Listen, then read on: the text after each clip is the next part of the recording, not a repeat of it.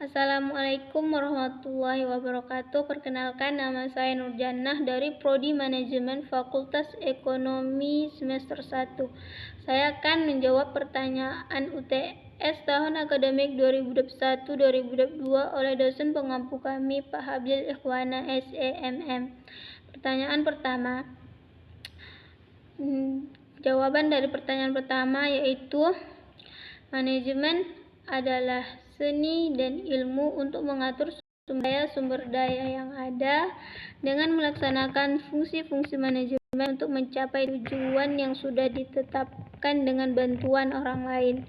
Mengapa manajemen dikatakan seni dan ilmu? Dikatakan seni karena manajemen dapat mengatur, mengevaluasi, dan mengawasi sumber daya yang ada, terutama sumber daya manusia, untuk mencapai tujuan yang sudah ditetapkan. Mengapa manajemen dikatakan ilmu? Karena manajemen dapat dipelajari, dapat diajarkan, dan bersifat universal. Contoh dari manajemen sendiri seperti manajemen produksi, manajemen keuangan, manajemen sumber daya manusia, dan lain sebagainya. Yang kedua, organisasi adalah suatu tempat atau wadah sekelompok orang untuk yang bekerja sama yang terintegrasi untuk mencapai tujuan tertentu. Mengapa sebuah organisasi memerlukan manajemen? Yang pertama, dengan manajemen suatu organisasi dapat menentukan suatu strategi yang efektif dan efisien untuk mencapai tujuan yang sudah ditetapkan. Yang kedua, dengan manajemen, sebuah perusahaan dapat melakukan evaluasi kerja dan pengkajian ulang atas situasi yang terjadi dengan bertujuan melakukan penyesuaian strategi apabila terjadi hal-hal di luar strategi tersebut. Yang ketiga, dengan manajemen, sebuah organisasi dapat mengatur dan menjaga kesehatan emosional, keuangan personal, serta semua sektor di perusahaan agar perusahaan menghasilkan profit yang maksimal. Yang keempat, dengan manajemen, sebuah perusahaan dapat mengevaluasi dan meninjau ulang atas kelemahan, kekuatan, peluang, opportunity, serta ancaman yang ada. Yang ketiga, fungsi manajemen. Fungsi manajemen disebut biasa dengan POC, yaitu planning, organizing, actuating, dan controlling. Planning adalah perencanaan. Yang pertama, planning adalah perencanaan. Contoh dari kegiatan perencanaan biasanya menentukan tujuan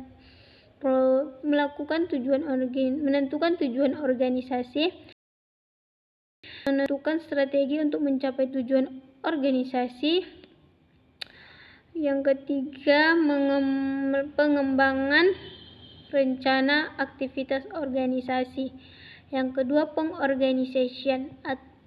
organizing atau pengorganisasian. Contoh dari kegiatan ini biasanya merekrut para karyawan serta tenaga ahli. Yang ketiga, actuating atau pengarahan. Contoh dari kegiatan ini seperti memberikan dorongan kepada karyawan dan memberikan motivasi. Yang keempat, di controlling atau pengendalian. Contoh dari kegiatan ini biasanya evaluasi. Biasanya setiap perusahaan setelah melakukan kegiatan produksi akan melakukan evaluasi agar produksi selanjutnya dapat dikontrol dengan sebaik-baiknya. Yang keempat yaitu unsur-unsur manajemen. Unsur-unsur manajemen ada 6. Yang pertama, man, money, material, machine, method, dan market. Yang pertama, man atau manusia. Dalam manajemen, manusia menentukan tujuan dan juga manusia yang akan melaksanakan kegiatan untuk mencapai tujuan tersebut. Tanpa adanya manusia, suatu kegiatan produksi tidak akan dapat dilaksanakan. Yang kedua, money atau uang. Uang merupakan alat tukar dan juga alat pengukur nilai. Besar kecilnya hasil kegiatan dapat dilihat dari banyaknya peredaran uang di dalam perusahaan. Yang ketiga yaitu material atau bahan. Dalam dunia usaha, selain manusia yang ahli dalam bidangnya juga diperlukan material atau bahan sebagai sarana. Tanpa adanya material, tanpa adanya material tidak akan menghasilkan tujuan yang diinginkan. Yang keempat yaitu mesin. Dengan penggunaan mesin akan mempermudah dan menghasilkan maksimal serta menciptakan efisiensi kerja. Yang kelima yaitu metode. Metode kerja yang baik akan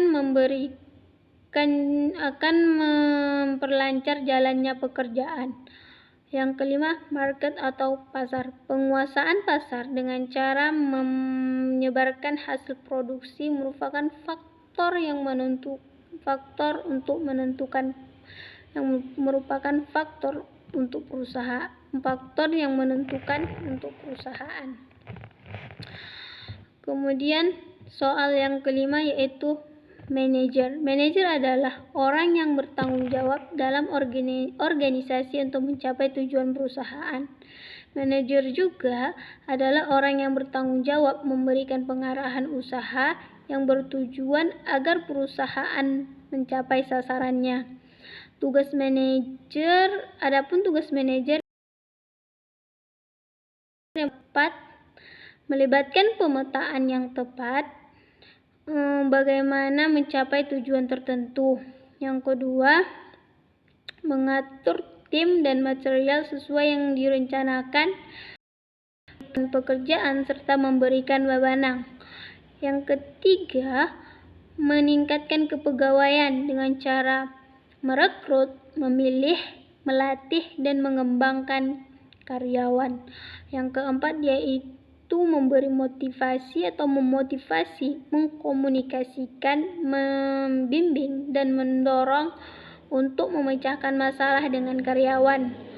Yang kelima, memeriksa hasil tujuan dan mengambil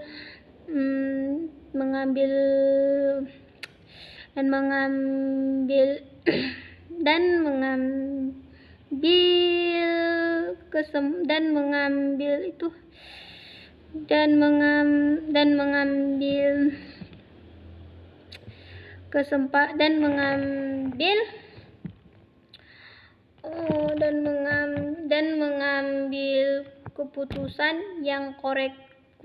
yang korektif yang diperlukan. Kemudian soal yang nomor 6 yaitu tingkatan dalam manajemen. Tingkatan dalam manajemen ada 3. Yang pertama, top manajemen, tingkatan paling atas. Yang kedua, middle manajemen, tingkatan menengah. Dan yang ketiga, low manajemen, tingkatan paling bawah. Contoh jabatan dari top manajemen seperti CEO, CFO. Contoh jabatan dari middle manajemen seperti manajer divisi, kepala bagian, pemimpin proyek. Contoh jabatan dari low management seperti manajer area, supervisor, manajer kantor, mandor, dan lain sebagainya. Itulah jawaban dari saya atas pertanyaan UTS tahun 2021-2022. Lebih dan kurang mohon maaf. Wassalamualaikum warahmatullahi wabarakatuh.